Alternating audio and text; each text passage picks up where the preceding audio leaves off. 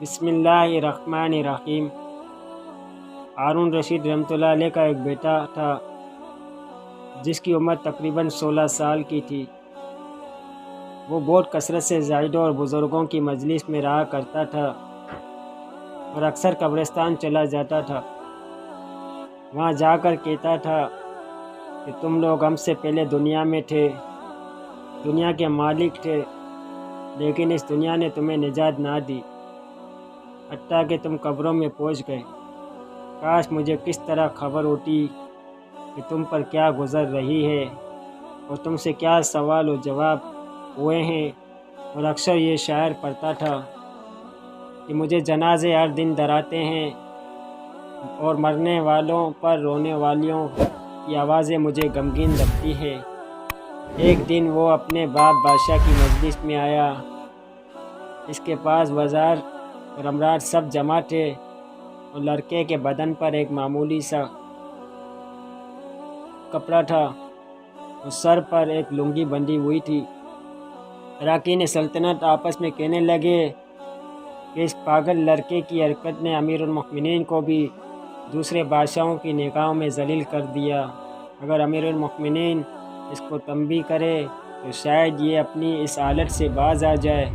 امیر المؤمنین نے یہ بات سن کر اس سے کہا کہ بیٹا، تو نے مجھے لوگوں کی نگاہوں میں ذلیل کر رکھا ہے۔ اس نے یہ بات سن کر باپ کو تو کوئی جواب نہ دیا، لیکن ایک پرندہ وہاں بیٹھا تھا اور اس کو کہا، اس ذات کے واسطے جس نے تجھے پیدا کیا، تو میرے ہاتھ پر آ کے بیٹھ جا۔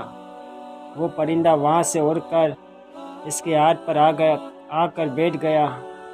پھر کہا کہ اب اپنی جگہ چلے جا۔ وہ ہاتھ پر سے اڑ کر اپنی جگہ چلا گیا۔ اس کے بعد اس نے عرض کیا کہ ابا جان، اصل میں آپ دنیا سے محبت کر رہے ہیں، اس نے مجھے رسوا کر رکھا ہے۔ اب میں نے یہ ارادہ کر لیا ہے کہ آپ سے جدائی اختیار کر لوں۔ یہ کہہ کر وہاں سے چل دیے اور ایک قرآن شریف صرف اپنے ساتھ لیا۔ چلتے ہوئے ماں نے ایک بہت قیمتی انگوٹھی بھی اس کو دے دی۔ احتیاج کے وقت اس کو فروخت کر کے کام میں لائے۔ وہ یہاں سے چل کر بصرہ پہنچ گیا اور مزدوروں میں کام کرنے لگا۔ ہفتے میں صرف ایک دن شبہ کو مزدوری کرتا اور 8 دن تک وہ مزدوری کے پیسے خرچ کرتا اور 8ویں دن پھر شبہ کو مزدوری کر لیتا اور 1 درم اور 1 دائیں یعنی درم کا 6واں حصہ مزدوری لیتا، اس سے کم یا زیادہ نہ لیتا۔ 1 دائیں روزانہ خرچ کرتا۔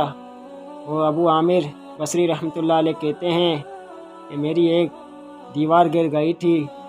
اس کو بنوانے کے لیے میں نے کسی معمور کی تلاش میں نکلا کہ کسی نے بتایا ہوگا کہ یہ شخص بھی تعمیر کا کام کرتا ہے۔ میں نے دیکھا کہ نہایت ہی خوبصورت لڑکا بیٹھا ہے، ایک زنبیل پاس رکھی ہے اور قرآن شریف دیکھ کر پڑھ رہا ہے۔ میں نے اس سے پوچھا کہ لڑکے مزدوری کرو گے؟ کہنے لگا، کیوں نہیں کریں گے، مزدوری کے لیے تو پیدا ہوئے ہیں، آپ بتائیں کیا خدمت مجھ سے لینی ہے۔ میں نے کہا، گارے مٹی کی تعمیر کا کام لینا ہے۔ اس نے کہا، 1 درم اور 1 دائیں مزدوری ہوگی اور نماز کے اوقات میں کام نہیں کروں گا، مجھے نماز کے لیے جانا ہوگا۔ میں نے ان سے 2 شرطیں منظور کر لی اور اس کو لا کر کام پر لگا دیا۔ مغرب کے وقت جب میں نے دیکھا تو اس نے 10 آدمیوں کی بقدر کام کیا۔ میں نے اس کو مزدوری میں 2 درم دیے۔ اس نے شرائط سے زائد دینے سے انکار کر دیا اور 1 درم اور 1 دائیں لے کر چل گیا۔ دوسرے دن میں پھر اس کی تلاش میں نکلا، وہ مجھے کہیں نہیں ملا۔ میں نے لوگوں سے تحقیق کیا کہ ایسی صورت کا ایک لڑکا مزدوری کیا کرتا ہے، کسی کو معلوم ہے کہ وہ کہاں ملے گا۔ لوگوں نے بتایا کہ وہ صرف شبہ ہی کے دن مزدوری کرتا ہے، اس سے پہلے تمہیں کہیں نہیں ملے گا۔ مجھے اس کے کام کو دیکھ کر ایسی غیبت ہوئی کہ میں نے 8 دن کو اپنی تعمیر بند کر دی اور شبہ کے دن اس کی تلاش کو نکلا۔ وہ اسی طرح بیٹھا قرآن شریف پڑھ رہا ہوا ملا۔ میں نے سلام کیا۔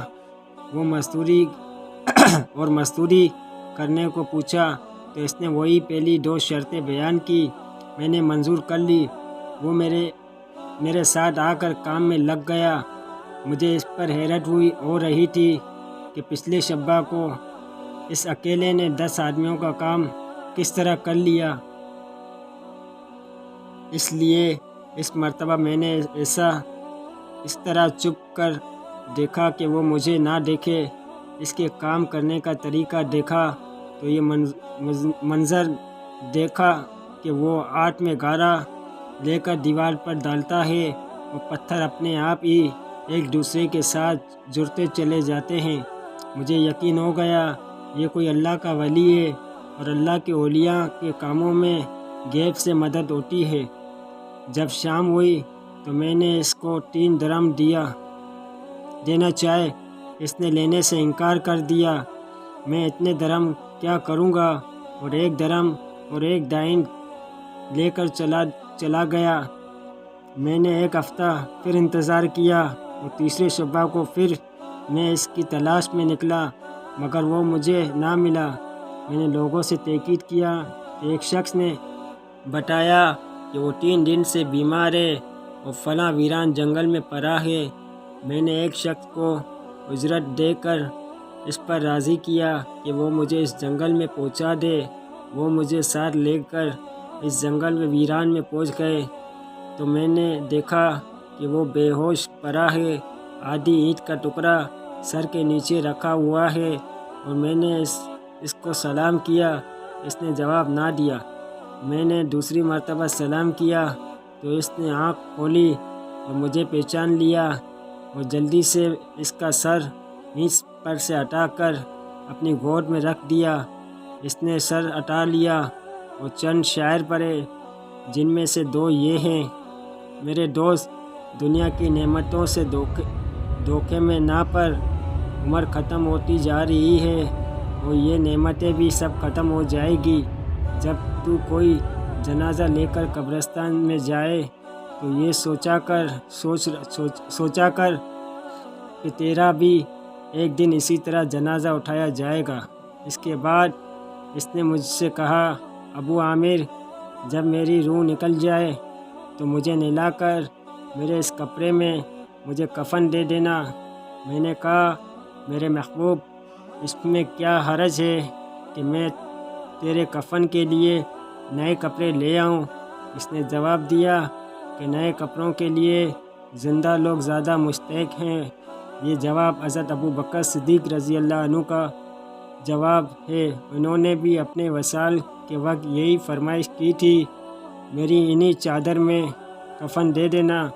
اور جب ان سے نئے کپڑوں کی اجازت چاہی تو انہوں نے بھی یہی جواب دیا تھا۔ لڑکے نے کہا کہ کفن تو پرانا ہو یا نیا، بہرحال بوسیدہ ہو جائے گا۔ آدمی کے ساتھ تو صرف اس کے عمل ہی رہتا ہے، اور میری لنگی اور لوٹا قبر کھولنے والے کو مزدوری میں دے دینا، اور یہ انگوٹھی اور قرآن شریف ہارون رشید تک پہنچا دینا، اور اس کا خیال رکھنا، اور خود انہی کے ہاتھ میں دینا، اور یہ کہہ دینا کہ ایک پردیسی لڑکے کی میرے پاس امانت ہے اور وہ آپ سے یہ کہہ کے گیا ہے، ایسا نہ ہو کہ اسی غفلت اور دھوکے کی حالت میں آپ کی موت آ جائے۔ یہ کہہ کر اس کی روح نکل گئی۔ اس وقت مجھے معلوم ہوا یہ لڑکا شہزادہ تھا۔ اس کے انتقال کے بعد اس کی وصیت کے موافق میں نے اس کو دفن کر دیا اور دونوں چیزیں گورکن کو دے دی، اور قرآن شریف، قرآن پاک اور انگوٹھی کو لے کے بغداد پہنچ گیا۔ اور کشیر شاہی کے قریب پہنچا تو بادشاہ کی سواری نکل رہی تھی۔ میں نے اونچی جگہ کھڑا ہو گیا اور اول ایک بڑا لشکر نکلا جس میں تقریباً 1000 گھوڑے سوار تھے۔ اس کے بعد اسی طرح یک کے بعد دیگر 10 لشکر نکلے۔ ہر ایک لشکر میں تقریباً 1000 سواری تھے۔ 10ویں جنتی میں خود امیر المؤمنین بھی تھے۔ میں نے زور سے آواز دے کر کہا، اے امیر المؤمنین، آپ کو حضور اکرم صلی اللہ علیہ وسلم کی قرابت رشتہ داری کا واسطہ ذرا سا تو وقف کر لیجئے۔ میری آواز پر انہوں نے مجھے دیکھا تو میں نے جلدی سے آگے بڑھ کر کہا کہ میرے پاس ایک پردیسی لڑکے کی یہ امانت ہے جس نے مجھے یہ وصیت کی تھی کہ یہ دونوں چیزیں آپ تک پہنچا دوں۔ بادشاہ نے ان کو دیکھ کر پہچان لیا، تھوڑی دیر سر جھکایا، اس کی آنکھوں سے آنسو جاری ہو گئے اور ایک دربان سے کہا کہ اس آدمی کو اپنے ساتھ رکھو، جب میں واپسی پر بلاؤں تو میرے پاس پہنچا دینا۔ اور جب وہ باہر سے واپسی پر مکان پر پہنچے تو محل کے پردے گروا دیے اور دربان سے فرمایا، اس شخص کو بلا کر لاؤ، اگر چاہے وہ میرا غم تازہ ہی کرے گا۔ دربان میرے پاس آیا اور کہنے لگا، امیر المؤمنین نے بلایا ہے اور اس کا خیال رکھنا کہ امیر المؤمنین پر صدمہ کا بہت اثر ہے۔ اگر تم 10 باتیں کرنا چاہتے ہو تو 5 پر ہی اتفاق کر لینا۔ یہ کہہ کر وہ مجھے امیر المؤمنین کے پاس لے گئے۔ اس وقت میرا امیر بالکل ہی تنہا بیٹھے تھے۔ مجھ سے فرمایا کہ میرے قریب آ جاؤ۔ میں قریب جا کر بیٹھ گیا۔ کہنے لگا کہ تم میرے اس بیٹے کو جانتے ہو؟ میں نے کہا، جی ہاں، ان کو جانتا ہوں۔ کہنے لگے کہ وہ کیا کام کرتا تھا؟ میں نے کہا، گارے مٹی کی مزدوری کرتے تھے۔ کہنے لگے کہ تم بھی مزدوری پر کوئی کام اس سے کروایا ہے؟ میں نے کہا، کرایا ہے۔ کہنے لگے کہ تمہیں اس کا خیال نہ آیا؟ اس کی حضور اکرم صلی اللہ علیہ وسلم سے قرابت تھی تو یہ حضرات حضور اکرم صلی اللہ علیہ وسلم کے چچا حضرت عباس رضی اللہ عنہ کی اولاد میں ہیں۔ میں نے کہا، امیر المؤمنین کے لیے اللہ جل شانہ سے معذرت چاہتا ہوں۔ اس کے بعد آپ سے عذر خواہ ہوں کہ مجھے اس وقت اس کا علم ہی نہ تھا کہ یہ کون ہے۔ مجھے ان کے انتقال کے وقت ان کا حال معلوم ہوا۔ کہنے لگے کہ تم نے اپنے ہاتھوں سے اس کو غسل دیا؟ میں نے کہا، جی ہاں۔ کہنے لگا کہ اپنے ہاتھ لاؤ۔ میرے ہاتھ لے کر اپنے سینے پر رکھ دیے اور چند شعر پڑھے جن کا ترجمہ یہ ہے، اے وہ مسافر جس پر میرا دل پگھل رہا ہے اور میری آنکھیں اس پر آنسو بہا رہی ہے۔ اے وہ شخص جس کا مکان قبر دور ہے لیکن اس کا غم میرے قریب ہے۔ بے شک موت ہر اچھے سے اچھے عیش کو مبتر کر دیتی ہے۔ وہ مسافر ایک چاند کا ٹکڑا تھا، یعنی اس کا چہرہ جو خالص چاندنی کی نہت پر تھا، یعنی اس کے بدن پر بس چاند کا ٹکڑا بھی قبر میں پہنچ گیا اور چادر چاندنی کی نہت بھی قبر میں پہنچ گئی۔ اس کے بعد ہارون رشید نے بصرہ اس کی قبر پر جانے کا ارادہ کیا۔ ابو عامر رحمۃ اللہ علیہ ساتھ تھے۔ اس کی قبر پر پہنچ کر ہارون رشید نے چند شعر پڑھے جن کا ترجمہ یہ ہے، یہ وہ مسافر جو اپنے سفر سے کبھی نہ لوٹے گا۔ موت نے کم عمری ہی زمانے میں اس کو جلد سے اچک لیا۔ اے میری آنکھوں کی ٹھنڈک، تو میرے لیے انس و دل کے چین تھا۔ لمبی راتوں میں بھی اور مختصر راتوں میں بھی تو نے موت کا پیالہ پی لیا جس کو عن قریب تیرا بوڑھا باپ بھی پیے گا۔ اسی حالت میں پیے گا، بلکہ دنیا کا ہر آدمی اس کو پیے گا، چاہے وہ جنگل کا رہنے والا ہو یا شہر کا رہنے والا ہو۔ بس سب تعریفیں اس وحدہ لا شریک کے لیے ہے جس کی لکھی ہوئی تقدیر کے یہ کرشمے ہیں۔ ابو عامر کہتے ہیں کہ اس کے بعد جو رات آئی تو جب میں نے اپنے وظائف پورے کر لیٹا ہی تھا کہ میں نے خواب میں ایک نور کا قبہ دیکھا جس کے اوپر ابر کی طرح نور ہی نور پھیل رہا ہے۔ اس نور کے ابر میں سے اس لڑکے نے مجھ سے آواز دے کر کہا، ابو عامر، تمہیں اقتل شانو جزائے خیر عطا فرمائے، تم نے میری تجویز تنفین کی اور میری وصیت پوری کی۔ میں نے ان سے پوچھا، میرے پیارے تیرا کیا حال ہے، تیرا کیا حال گزر رہا ہے؟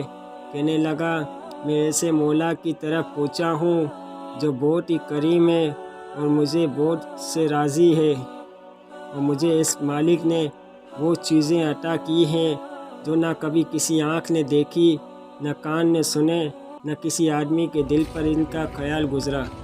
اور یہ ایک مشہور حدیث پاک کا مضمون ہے کہ حضور اکرم صلی اللہ علیہ وسلم نے ارشاد فرمایا کہ اللہ جل شانہ کا پاک ارشاد ہے کہ میں نے اپنے نیک بندوں کے لیے ایسی چیزیں تیار کر رکھی ہے جو نہ کسی آنکھ نے کبھی دیکھی، نہ کان نے سنے، نہ کسی کے دل پر اس کا خیال بھی گزرا۔